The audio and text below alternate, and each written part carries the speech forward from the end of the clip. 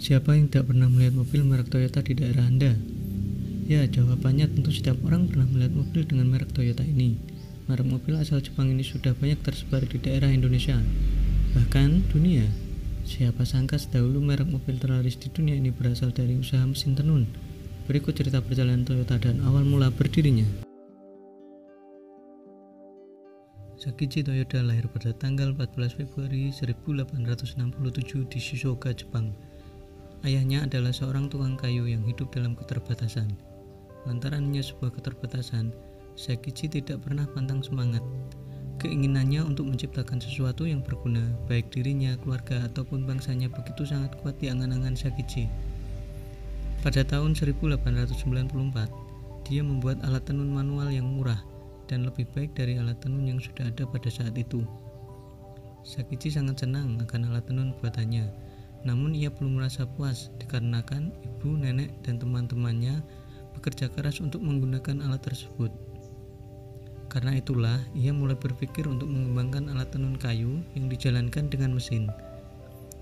Ketika Sakichi pertama kali bereksperimen dengan mesin tenunnya, tidak ada sumber tenaga yang dapat dipakai untuk menjalankan mesin tenun tersebut. Sehingga perhatiannya terpusat kepada masalah pembangkit tenaga. Mesin uap adalah sumber tenaga yang paling umum pada saat itu. Jadi, ia membeli mesin uap bekas pakai dan bereksperimen dengan mesin uap bekas pakai tersebut. Dalam prosesnya, Sakichi melakukan banyak percobaan. Kegagalan demi kegagalan ia alami. Upaya Sakichi untuk memperbaiki dan terus mencoba dari kegagalan tersebut tidak mengenal rasa lelah. Pada akhirnya, ia menemukan mesin tenun dengan sistem otomatis. Sakichi menerapkan prinsip Jidoka, di mana bahwa mesin akan berhenti sendiri apabila terjadi masalah. Dari sinilah ia kemudian merintis industri mesin tenun, dan mesin tenun miliknya sekarang mendapatkan hak paten dari pemerintah Jepang. Usaha Sakichi terus berkembang, dan pada November 1926, Sakichi mendirikan perusahaan Toyota Automatic Loom Works Ltd. Sesuai bidang yang ia tekuni. Sakichi sangat senang atas pencapaiannya, akan tetapi ia ingin mengembangkan lebih lagi usahanya tersebut.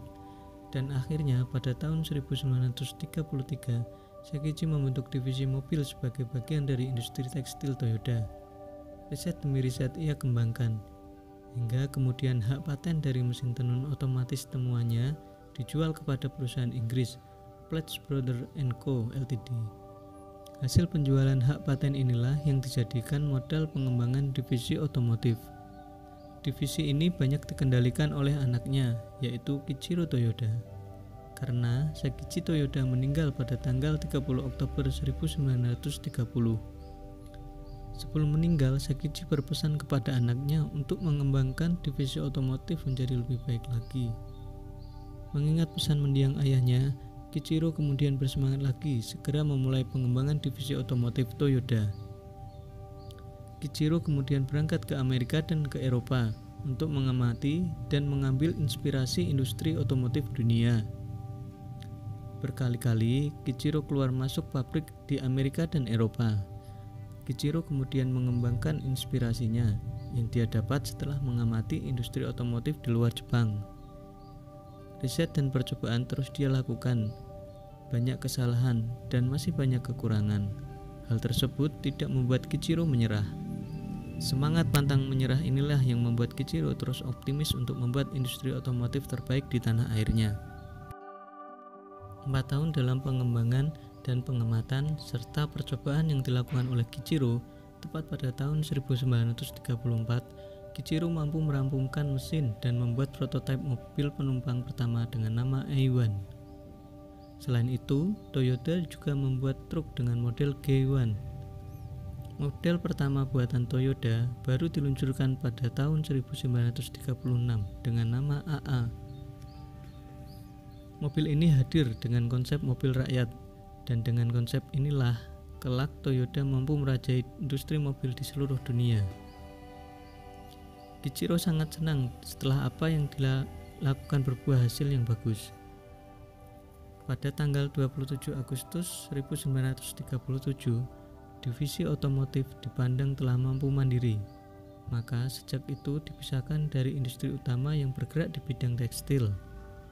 Penyebutan Toyota dipandang kurang familiar, maka dengan alasan agar lebih mudah diucapkan, kemudian diganti dengan nama Toyota. Inilah cikal bakal Toyota Motor Co. Ltd dan sekarang menjadi Toyota Motor Corp. Ketika terjadi Perang Dunia Kedua dan Jepang dibom dengan bom atom yang meluluhlantakkan Hiroshima dan Nagasaki, di mana membuat Jepang mengalah dan menyerah pada sekutu, sehingga rencana pengeboman ke Aichi di Jepang bagian tengah urung terjadi. Selamatlah pabrik Toyota dari tragedi tersebut, karena di sanalah pabrik Toyota berdiri. Dan usai Perang Dunia Kedua, dengan kondisi pabrik masih utuh, Toyota membuktikan diri untuk menjadi pilar otomotif di Jepang. Mereka memproduksi mobil penumpang model SA pada tahun 1947 dengan produksi mencapai 100.000 per tahun. Dengan kemampuannya kini, Toyota telah menjelma menjadi industri raksasa dan menempati peringkat ketiga industri mobil dunia. Mereka berhasil memproduksi setidaknya satu mobil dalam 6 detik. Bahkan, kini Toyota telah menggeser posisi General Motor atau GM sebagai produsen kawakan di Amerika Serikat. Pemerintah kota di Amerika Serikat lebih tertarik mengajukan diri untuk penanaman investasi kepada Toyota. Mereka tak peduli lagi bahwa Toyota merupakan saingan General Motors sebagai pabrikan asli Amerika Serikat.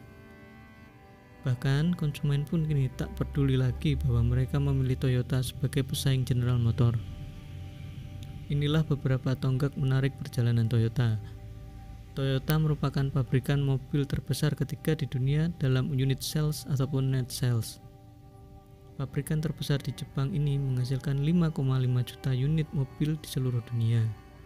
Jika dihitung, angka ini ekuivalen dengan memproduksi satu unit mobil dalam 6 detik. Pencapaian yang sangat luar biasa bagi produsen perusahaan otomotif ini. Di era 1990-an, Toyota semakin membuktikan bahwa mobil Jepang dapat bersaing dengan mobil Eropa dan Amerika.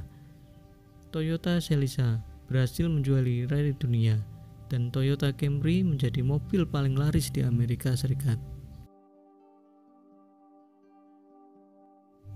Kini Toyota dan pendirinya mengajarkan kepada kita semua bahwa untuk mendapatkan sesuatu, kita harus melalui proses yang sangat panjang.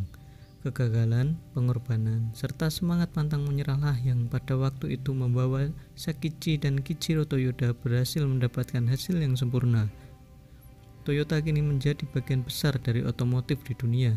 Semua orang kini mengenalnya, bahkan hampir di setiap negara produk keluaran Toyota digunakan.